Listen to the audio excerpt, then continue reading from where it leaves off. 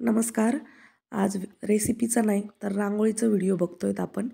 माझ्या घरात एंटर करताना पायरीच्या इथे एक छोटासा कॉर्नर आहे आणि तिकडे मी सणावारांनिमित्त छान अशी फुलांची किंवा रांगोळी वापरून कॉर्नरला रांगोळी काढत असते. तर म्हटलं तुमच्यासोबत पण हा व्हिडिओ शेअर करू. छान दिसतं, खूप सुंदर वाटतं. घराला खूप छान शोभा येते यामुळे.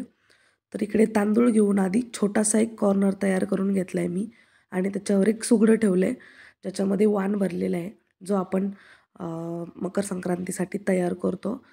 त्यानंतर पिंक कलरचे जे ऑस्टरचे फुलं असतात ते ठेवलेत आणि त्याला शेवंती देखील म्हणतो आपण त्या फुलांना.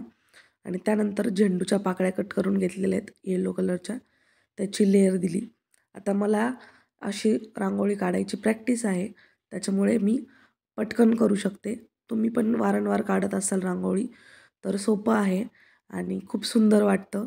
मी इकडे ही रांगोळी हळदी-कुंकवानिमित्त काढलेली आहे. संक्रांत आहे, आता लवकरच हळदी-कुंकू पण असेल सगळ्यांच्याच इकडे. तर असं काहीतरी केल्याने खूप छान वाटतं. कार्यक्रमाला पण शोभा येते. जे आपल्याकडे येतात हळदी-कुंकवासाठी त्यांना पण छान वाटतं. आणि इकडे मी 5 पानं घेतलेले आहेत. आता माझ्याकडे झाडं आहेत. त्यातीलच एका झाडाची मी पानं घेतलेत. तुम्ही इकडे नागिलीचं किंवा जास्वंदाचं वगैरे जे कुठलं पान अवेलेबल असेल तुमच्याकडे ते वापरू शकता. आणि पानं ठेवून घेतल्यानंतर खाली जी मोकळी जागा शिल्लक राहिली ती मी ऑरेंज कलरच्या झेंडूच्या पाकळ्यांनी कव्हर करून घेणार आहे. जेणेकरून मोकळं वाटणार नाही आणि खालची फरशी दिसणार नाही आणि आपलं डेकोरेशन दिसायला सुंदर आणि फिनिशिंगमध्ये दिसेल. आणि सोबतच तुम्हाला माझे व्हिडिओ आवडत असतील तर माझ्या चॅनलला सबस्क्राईब करा आणि व्हिडिओंना देखील लाईक करा. तर त्यानंतर आता त्या पानांवर आपण जसं आपण हळदी कुंकू ठेवतो तशी येलो आणि रेड कलरची रांगोळी ठेवणार आहे. छान अशी 5 बोटांनी रांगोळी टाकायची, अलगद टाकायची. तुम्हाला अशी जमत नसेल तर 2 बोटांची चिमटी धरून टाकली तरी पण चालेल. पण 5 बोटांनी टाकल्यानंतर दिसायला सुंदर दिसते रांगोळी. खूप छान अशी गोल पडते रांगोळी. आणि आपल्याला हे छान फिनिशिंगमध्ये करून घ्यायचं आहे.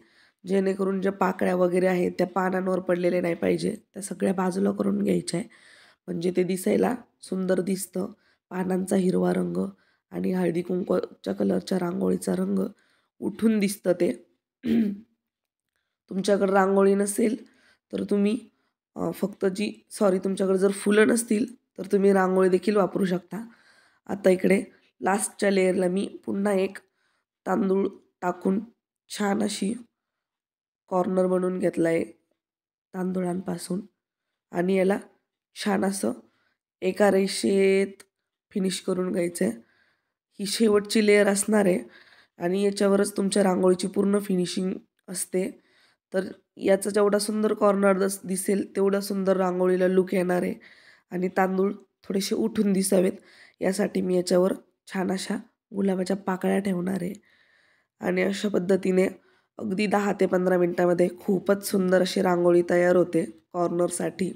तुम्हाला हा व्हिडिओ कसा वाटला मला कमेंट करून कळवा आणि हो, व्हिडिओला लाईक करायला विसरू नका. सोबतच मी इकडे रांगोळीचा एक छान असा फायनल लूक दिला आहे, एक छोटासा व्हिडिओ, जेणेकरून तुम्हाला आयडिया येईल ही रांगोळी किती सुंदर दिसते. व्हिडिओ पूर्ण पाहिल्याबद्दल धन्यवाद.